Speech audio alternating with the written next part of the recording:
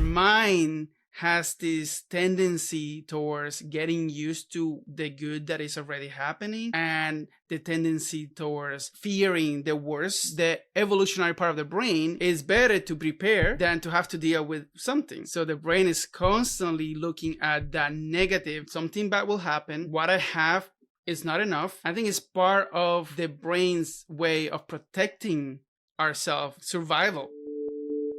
Partner betrayal is disorienting, heartbreaking, and results in absolute confusion for the betrayed partner. You worry that nothing in your life was real, and you fear that you will never be able to trust your spouse or yourself again. Well, welcome to the Rebuilding Trust podcast with Carol the Coach. I'm Carol Jurgensen-Sheets, aka Carol the Coach, and what I can promise is that when you listen to my podcast, you'll begin to believe that there is hope. We will be hearing from experts all over the world who specialize in problematic sexual behavior, sex addiction, and infidelity. Together, we will be asking them the hard questions about how you both can rebuild safety, find strengths, grieve and mourn what you had, what you never had, and what you fear you will never find again. The truth is that rebuilding trust is possible, and I am going to show you the steps to working together to build a whole new marriage based on the honesty, authenticity, and transparency that your marriage deserves. Rebuilding Trust with Carol the Coach. Well, welcome to Rebuilding Trust. This is Carol Jurgensen-Sheets, aka Carol the Coach, and I am interviewing a man today who is like a brother from another mother. He has and shares so many of the same values as I do, and he is just a production king. When he has a thought, he puts it on paper and puts it out there. So I'm going to have him talk about the book that he has finished and the book that he is working on here in a moment. But Rafa, welcome to the show. Thank you. It's a pleasure to be here. And can you tell us, where are you from? Because you have such a beautiful accent. Yes, I was born and raised in Cuba, actually. Ah, and how'd you get over here? Part of my family was already here, so kind of like it's a process, family reunion. Just coming to be with my family. All right, and so you're the owner of Renaissance Care and Wellness, and you're a licensed mental health therapist, you're a certified sex addictions therapist, and a certified integrative mental health professional. So you've just had such a background, and you really do look at things from a holistic perspective and a mindfulness perspective. And I said he's like a brother from another mother, because the truth is he seems like he's a coach. A coach looks at what possibilities are available to people out there and also in the world. And you come from that place where you really look at abundance. You don't look at scarcity, do you, Rafa? That's been a journey for me, but yes, that's my goal. Okay. Well, you're very, very passionate in working with your clients. And I want you to tell our listening audience a little bit about yourself and how you got involved in this work. Yeah. Absolutely. So I graduated with my master's in mental health counseling about 10 years ago. And I had learned just maybe 20 minutes of mindfulness in one of my classes, but it wasn't something that I had learned a lot about. And then I realized I'm working with my clients and I needed something that I could help them to move beyond the tools that I already had. So that's when I started doing my own research, came across mindfulness, and was trained in mindful self-compassion. And I just realized that this was a passion of mine that I didn't know I had. And that connection between body, mind, and soul that puts it together using mindful self-compassion. Through mindfulness, I learned about gratitude from an angle of like not only a spiritual journey, but also a mental health journey, all the benefits of that. And yeah, I think that what was driving this journey was my desire to be a better therapist for my clients, but it was also helping me in my own internal journey as well. Well, and that's what I love about what you're doing, because when you have developed specialties like EMDR or your certified sex addiction therapist program, or even that inner child work, I suspect that some of that stuff had to do with who you are and what you needed. And then you got some very specialized training so you could help others. You did that 12-step thing of giving back, didn't you? That is correct. And I'm rereading the book, The Body Keeps the Score. And in chapter 6, the author talks about how every research is me search. And we're all doing that research to help others, but we're also working on ourselves at the same time. That is part of the journey as well. That is something I've never heard, and I've read that book. So I did not file that, but every bit of research is a me search, right? And that follows suit with that old adage of you become the teacher of what you need to learn. Now, we all know that we end up learning it out of desire to help, but really there's that inner passion to get more information so that we can do it ourselves for other people, right? That's correct. Okay, so tell us a little bit about what first sparked your interest in gratitude. Yeah, so this one, in my book, I talk about how like one of the earliest memories I have is my grandmother was watching a soap opera, and the song, it kind of had this idea of like, what else do you need if the things of the world are free? The sun, the air. So I had that early memory, but like everyone else, I feel like we get caught up in this scarcity mentality as we are growing up. And it wasn't until I was actually doing mindfulness meditation that I got a taste of the gratitude practice and started doing research on it and learn about how it really affects the way that our mind works. It shifts our view of the world, of the things that we're experiencing in the moment. And that was when I started to like get into it. And what actually got me to the point of like, that was a journey that I was working on. But what got me to the point of writing the book was learning about the Yanu prayer, and which is, I'm not of Jewish descent or anything like that, but it is a Jewish prayer that is used to express gratitude and how something is a portion of a gift or a blessing in itself is enough.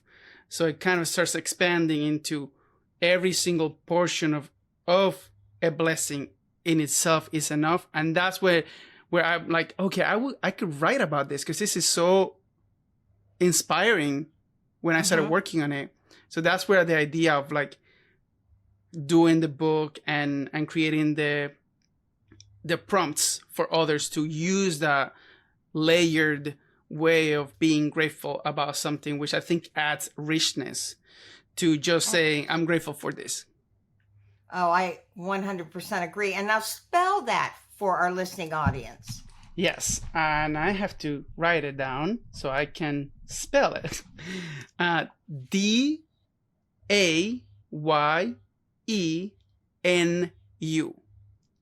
And say it one more time.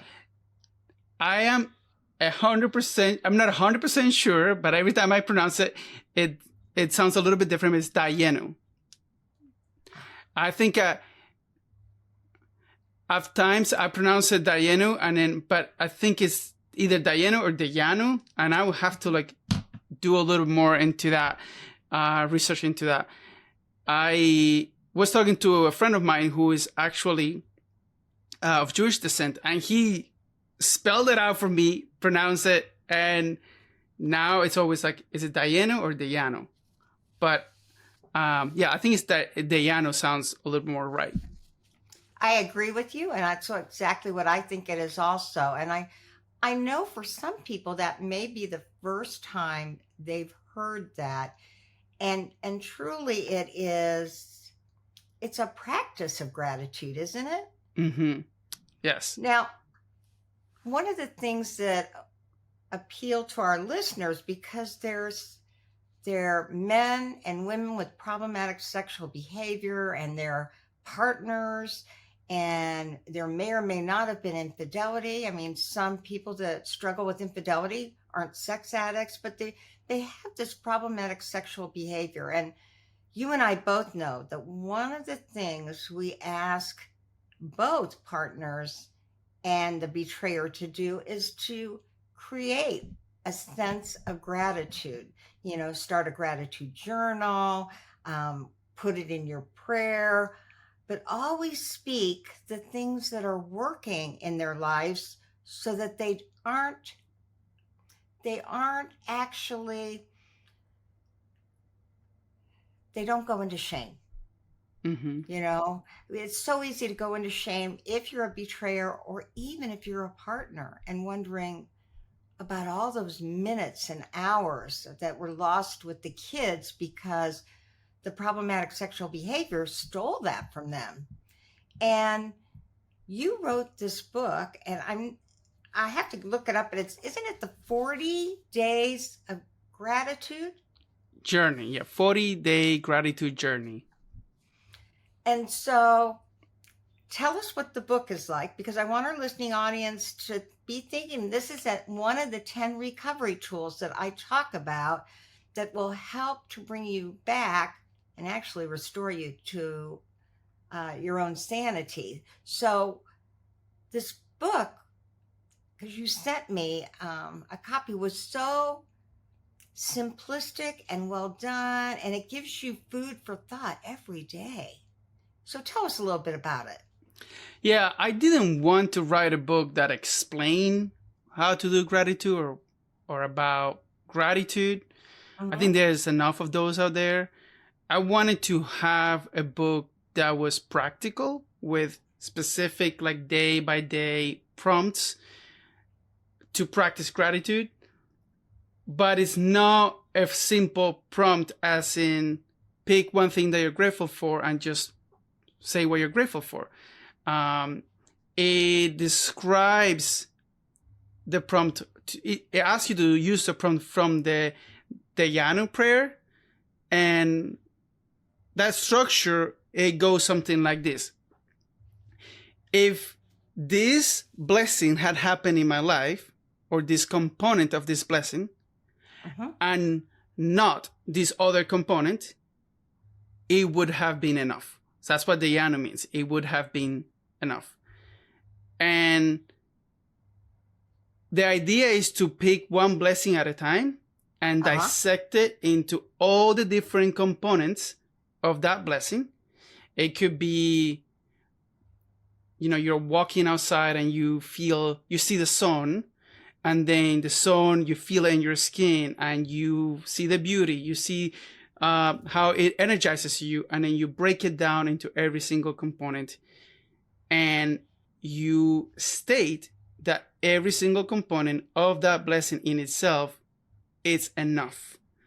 Which the idea is to start moving you into, when you read the whole thing together, you're seeing that the blessing is greater than the sum of its parts.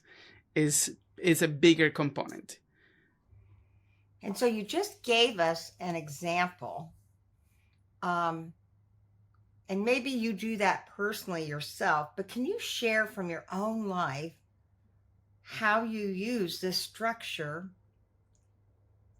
on a daily basis for you? Yeah, so one is writing in the journal. the other one, what I have found is the more I use this structure, it's almost like when we're practicing mindfulness outside of a stressful situation. And then when the stressful situation shows up, you already have that muscle memory and you can use it. When I'm journaling and using the structure, the more I use it, the more I'm able to catch myself when I'm saying something is not enough. And if I'm having a conversation and I said, I didn't have enough time, I will reframe it and then try to say, you know what? I had enough time to do this and this and this and this. And I have been reframing every time I use the word not enough to enough. That's how it translates into my daily life. It's completely shifted that I am aware of using the word shifting from not enough to enough. But sometimes when I am thinking about something that happened, that the thought came, it's not enough, then I take a little bit of time and think about all the different components and recognize how each component in itself is enough. So that's how I use it.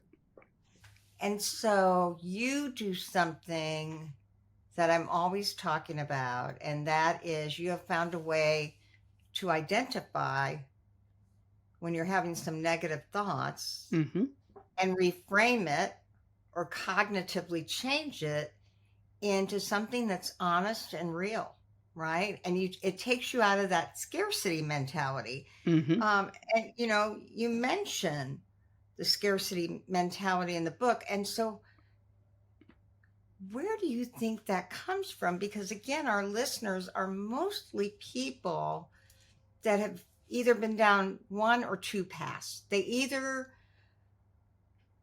had a pretty good life. There wasn't much to complain about. And then bam, some sort of infidelity or problematic sexual behavior occurred and their whole life changed. And then they go right into the scarcity mentality. My life will never be the same. I have no power anymore. I really am not good enough. And so that's the second path. They actually adopt that based on the trauma and the bad things that happened. I'm gonna edit that and say, so then the second path is, the person that just does tend to be a bit negative and doesn't see the good in life and doesn't, I don't want to say force feed, but gently feed themselves positive thoughts. Now, your book is good for either one of those people, right? Yeah, and I briefly, because I wanted the book to be available for everybody. Everybody could connect with it. Not only my clients are dealing with the aftermath of betrayal, but all my clients in general. And I have a little bit of information there about how our mind has this tendency towards getting used to the good that is already happening and the tendency towards fearing the worst. And that is a part of the evolutionary part of the brain is better to prepare than to have to deal with something. So the brain is constantly looking at that negative, that something bad will happen. It's not what I have. It's not enough. I think it's part of the brain's way of protecting ourselves. The survival. Yeah. So I think it's natural for the brain to go in that way into thinking, even especially after infidelity, that the partner, the betrayed partner may start feeling that even I'm not enough, or the emotions that come with that. And it's easy, especially when the prefrontal cortex is compromised after infidelity, it's going to be harder to try to bypass that negative tendency of the brain. So I think that that's one of the things that I feel like is natural for the brain to go that way. good thing is we do have a prefrontal cortex that can help us like, hey, wait a minute. It doesn't have to go that way 100% of the time. There are already things. I'm not talking about toxic positivity. I'm talking about what is it that is already happening in the moment in our lives that we are discounting, that we are not paying attention to, because our brain has that tendency, or our own pain and hurt is leading us into not enough, what I call in the book not enoughness or scarcity mentality. Well, and I would never do this in the first phase of partner betrayal. You know, when they're looking for safety and stabilization, you don't want to undermine the pain and the fear and the trauma. But as they begin to settle into their life with or without their partner, in my case, since I work with mostly couples, it is with their partner. If their spouse is working a good recovery program, and they are still in that mentality of scarcity or waiting for the shoe to drop, they teach their brain to continue looking for that experience. And I'm a person, I write about it in all my books. What you appreciate appreciates. And therefore, we really want to look at what is working in our lives, even if it's just the blue sky, the puppy that's behind my back here on this chair, the fact that you and I are getting to speak together today. If we retrain our brain to have those thoughts, our intuition is going to take over and protect us instead of that primal brain that's in survival mode. And it means depending on your intuition again, right? Yeah, absolutely. And as you said, yeah, I wouldn't go straight into like have somebody start just focus on the positive, because when they are in that initial part of the journey, it's probably going to be way too much. But I do think that as the couple is recovering, it is important for them to start looking at what is working. The same thing with the recovering addict or betraying partner, to start moving away from shame. And, you know, you tried that AVR and it didn't go quite well. And he's feeling shame. Well, can we focus on what is working? What part of it did you do that was enough? And don't go straight into this shame mentality where nothing I'm doing is going to be enough. Because that is easy to go into that part, but just going into how can I start moving into a direction of acknowledging even the smallest sliver of blessing that is already happening. And that can keep the recovering addict or the betraying partner to want to continue trying and growing in his recovery and using his recovery tools and staying engaged with the process. Well, and you and I both know, because you were in Siebert, right? You did the clinical couples. No, I did not. I want to. It's in my to-do list, but I haven't done it yet. Okay. I do think that I'm only certified. Well, see, I am gratefully certified in sex addiction therapy.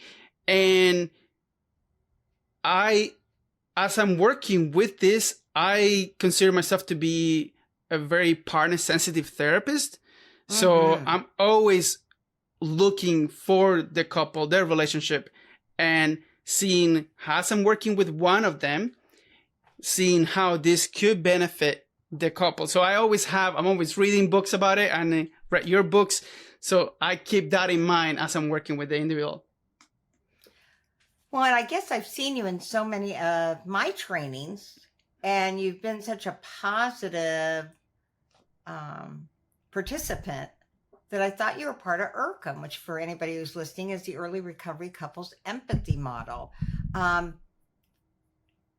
Rafa not only believes in empathy and teaches empathy, whether it's the addict by himself or in the coupleship, but you're writing a book about empathy That is and how to correct. practice that.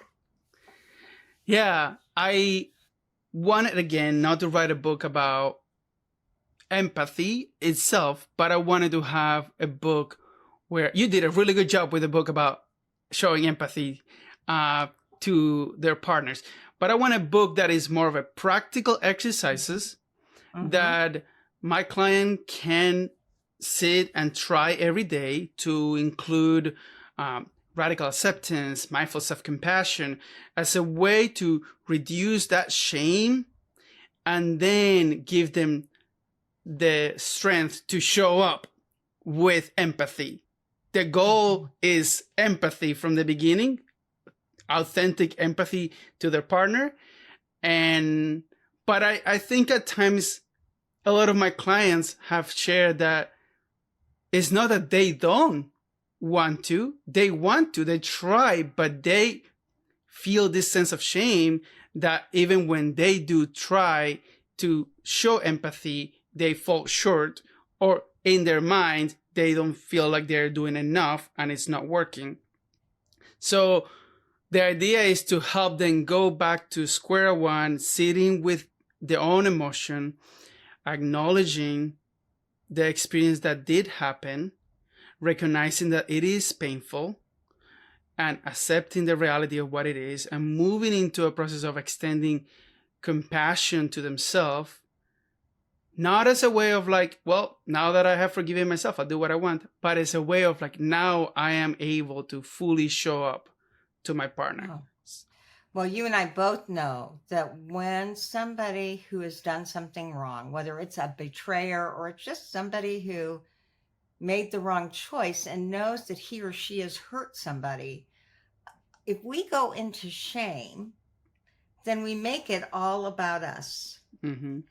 And an antidote to that is to have some constructive compassion, another mindfulness term, and to use some of the tools, which is what makes it constructive, to offset the shame. And, you know, I have those shame principles in Help or Heal, and actually I have it in both of my other books, where you focus on the reality of today, not the past, not the future, but today. And so that means that when you're thinking, yeah, in working with couples and betrayal, when you come home 45 minutes late and your partner is in the fetal position on the floor or is breathing fire because he or she is so angry, because you're supposed to always call and let the partner know where you are as part of a recovery plan for building trust. If you can say to yourself, how did I contribute to the problem? And own it. Yeah, I did not call. And I want to let you know I did not call. And for that, I feel very sorry. But then remind yourself that the other person is reliving the past, has gone right back into the trauma of the past, and is not dealing with what's going on in the present. You know, mindfulness is about staying in the present. And if you can remind yourself, I have caused this pain and my past behavior has caused this pain, but I wasn't acting out. So I'm not going to go into the typical shame that would take me down the rabbit hole of wanting to soothe myself in some way, good or bad, or feel depression and sadness and want to disappear from the partner that needs you most to lean in. I love that you're using mindfulness. I too got certified in mindfulness, and I just did a workshop on post-traumatic growth and had 20 couples from 6 to 9 I promised myself as I was leaning into retirement, I wasn't doing any nights, but I did. It was for post-traumatic growth. And the only question I had is, well, what is constructive compassion? And I had to say, constructive compassion is when it's useful to use it with you and you have a tool to help you use it. As opposed to just self-compassion, which is being kinder and gentler with your words, with your thoughts, with your feelings. How would you describe compassion? Well, I usually go to the root of the word compassion is suffer with. When you practice self-compassion, you give yourself permission to suffer with that part of you that is hurting. When you're experiencing compassion with someone else, you suffer with that. You're able to go into that moment and feel it. But if the way I use self-compassion, I follow Christine F's and Chris Germer's structure, which is mindfulness, common humanity, and self-kindness. And self-compassion has two forms, have the tender and the fierce compassion. They're like both, they're necessary, a balance between those. And I like to say that, one without the other it's going to be an imbalanced response.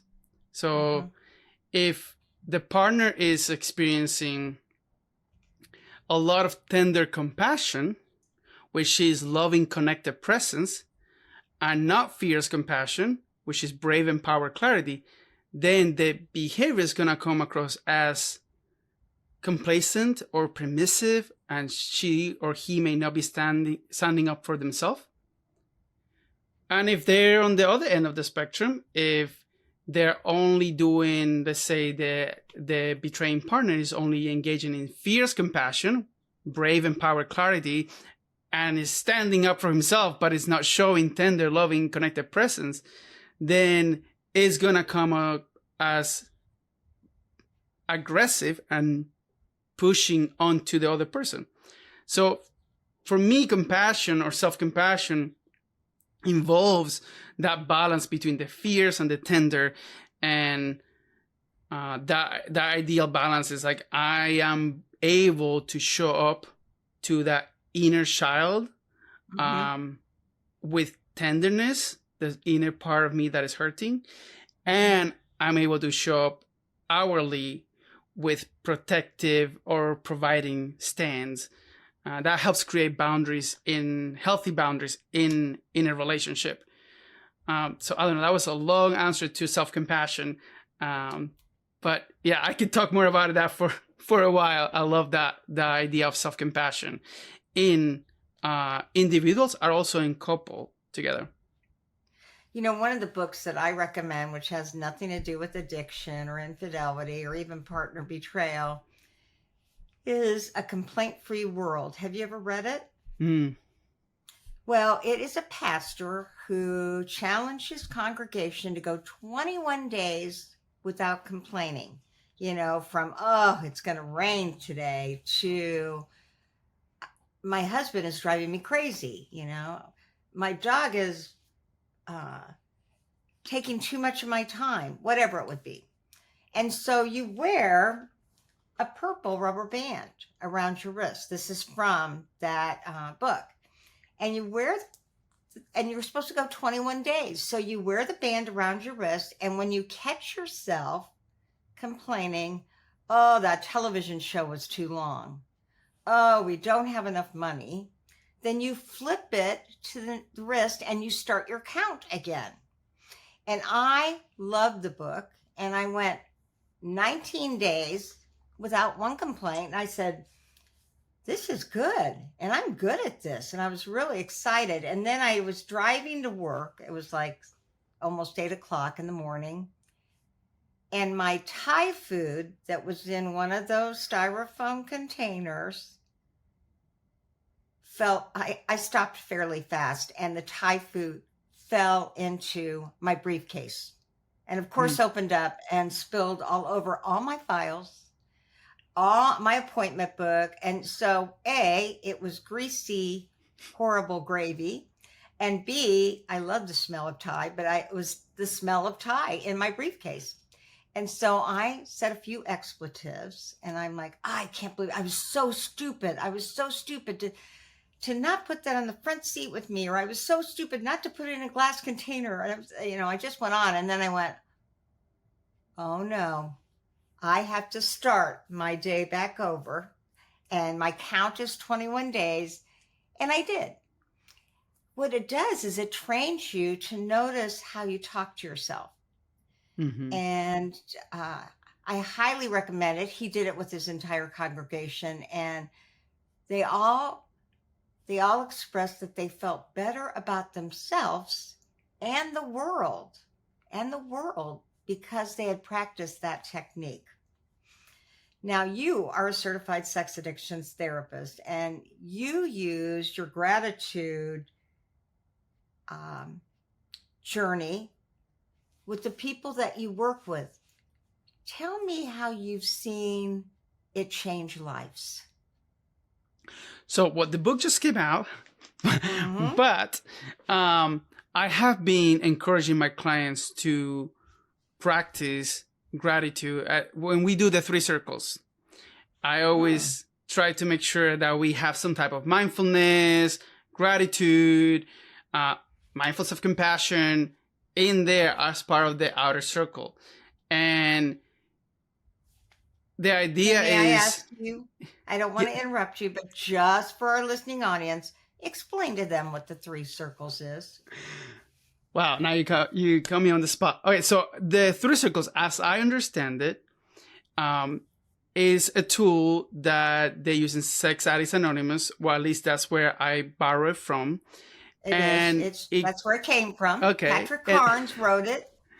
And it creates a series of boundaries that the addict is going. I like how SAA helps the addict choose what he thinks will be helpful to be in his inner circle, which is the boundary that if you cross that line, you have acted out or broken sobriety. And so that might look like infidelity, affair correct. Partners, prostitution, unhealthy massages. It might be those deal-breaking behaviors in that inner circle, correct? Correct. Yes. Mm-hmm. And I let my clients work it out with their sponsors and then kind of bring it back to me. But if they don't have a sponsor, then I kind of help them make sure that it is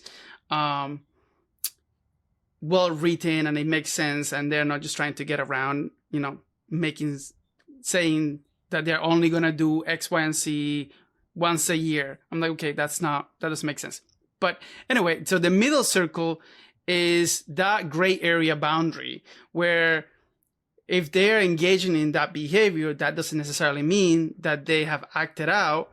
But if they stay long enough in that area, they're going to end up acting out. So I have a colleague who says the middle circle is not a hammock for you to be hanging out. So I like that. And my colleague says it's slippery slope behavior. Eventually, it's going to take you places that are in your inner circle. And so they're not good for for you to utilize. Correct. And for that could be maybe social media is something that you have found that is an issue in the past. So you may not have to give up social media completely, but there may be some boundaries that you're going to create, or even if you're overworked, if you're overextending yourself, things like that may go in there. And then the outer circle is all these healthy behaviors that they are going to start engaging as part of their recovery. And I always let them try doing it on their own. And they're going to tell me just 3 things that they're going to do. And I always go back. I'm like, okay, now let's add more to that. And let's make every single component of your outer circle smart. And SMART goals, specific, measurable, attainable, relevant, and time bound. So that it is a goal that they're moving towards. And I always talk to them about how the opposite of addiction is not abstinence. The opposite of addiction is connection. So I want to see connection, healthy connection, intimacy in the outer circle. And then I talked to him about rat park and that study that they did where they had the rats be in a place that was more friendly for them. They could do things that was enjoyable. And then the study showed that they tend to use less substance. In this case, I think the study was done with cocaine. And I tell them, what is your rat park? What does your rat park look like? And they kind of develop that. And that's all part of the outer circle. Try to get them into like, I'm looking forward to doing all these healthy things, including mindfulness, meditation, self-compassion, gratitude, all that. Wow. And so the 40-day gratitude journal, reading a page in that or 2 pages a day would be your third circle. It would be in the third circle because it would be keeping you working on not only yourself, but on your relationships too. Yeah, there's studies that have shown that practicing gratitude actually produces oxytocin and allows you to be more connected with the people around you, which is really interesting. Yeah, we're not talking oxycodone there. We're talking oxytocin, which is that brain chemical that's produced when you're feeling relational. And so what I heard you saying is that gratitude is almost an ingredient to produce more oxytocin. Yeah, reduces cortisol levels, stress hormones, and it increases that connection with the people around you and your partner. All right. So now the 40-day gratitude journal, do I have that name right? 40-day gratitude journey. It is a journal book, but the title is 40-day gratitude journey. And my idea is that they're going into a journey for 40 days, creating a habit, a consistent habit of working through different things in their life that are working, that are already happening, and paying attention to them and being grateful for. And where can they get the book? Oh, it's on Amazon. Okay, it's on Amazon. And there may be some other books that look like what Rafa has described. So make sure you got the title down. I've got it on the title of the show. And it's Rafa Gonzalez. And where can people reach you if they have questions or they want to work with you, or maybe they want to attend a workshop that you may have someday on this book? Absolutely. So my website is careandwellness.org, and people can reach me through that as well. So share with us one gratitude you had today. I will use the Dejano, and I'm sure that I'm saying it wrong, but eventually I get it right. The Dejano structure to share a gratitude. So it would be something like, if Carol had emailed me about being in the show and just mentioned it to me, and I had not been in the show, that would have been enough. And I can feel it as I'm saying that. I can feel it in my body. And if I had come to the show and it was just us talking, but I didn't have this good time that I'm having, it would have been enough. So that is, and you can extend it as long as you wish to dissect it into all the components. But that would be a gratitude for today. Yeah, I love that. It's the well, it's not natural. It's the concerted effort to notice the layering of our lives and appreciate the small things, whether they were what we had hoped they would be or not. Mm-hmm. I mean, there's no doubt about it that we all have hopes of experiencing lots of different things in our life, and you're teaching us how to appreciate exactly what is. Mm-hmm. And even the fraction of every component of that blessing that it's already there. Like even the smallest component of it. So I want to make sure my listening audience gets his book, The 40-Day Gratitude Journey by Rafa Gonzalez. And I want you to Google this word, and it's Diana, and it's Dayenu. It sounds like a really important tool that I want to tell you is no accident that you heard about today. This is something you need in your life. I'm not trying to guilt you. I'm just saying, when you have gratitude and when you appreciate what is, you not only create a healthier body, spirit, and mind, but you appeal to people and attract them to you. You attract good things to you. And that's what the law of abundance is. And I love the law of abundance. That's a coaching tool. Can I tell you one more funny story, Rafa? Sure. So before I was a sex addictions therapist, I knew I was going to go into it, but it was like sex addiction or coaching, sex addiction or coaching. And I said, I'm going for the fun stuff. I'm going for coaching. And about halfway through it, it was just like a CSAT program. It was 4 modules, 3 days. And, it went over a couple year period. They kept talking about the law of attraction and the law of abundance. And I said, I want more of that in my life, but I don't really know what it is. I know what it is conceptually, but I want to study it. And that's kind of what you did with gratitude. And so I told my fellow coaches, because when you say it out loud, you're more likely to make it happen. I'm going to study that. Well, the next day, I left them on a Sunday, and the next day was Monday. And that Monday, a small, tiny little book called The Secret came out, which was all about the law of attraction and the law of abundance. And all of a sudden, I had said I wanted to understand it better, but the entire world was talking about this book.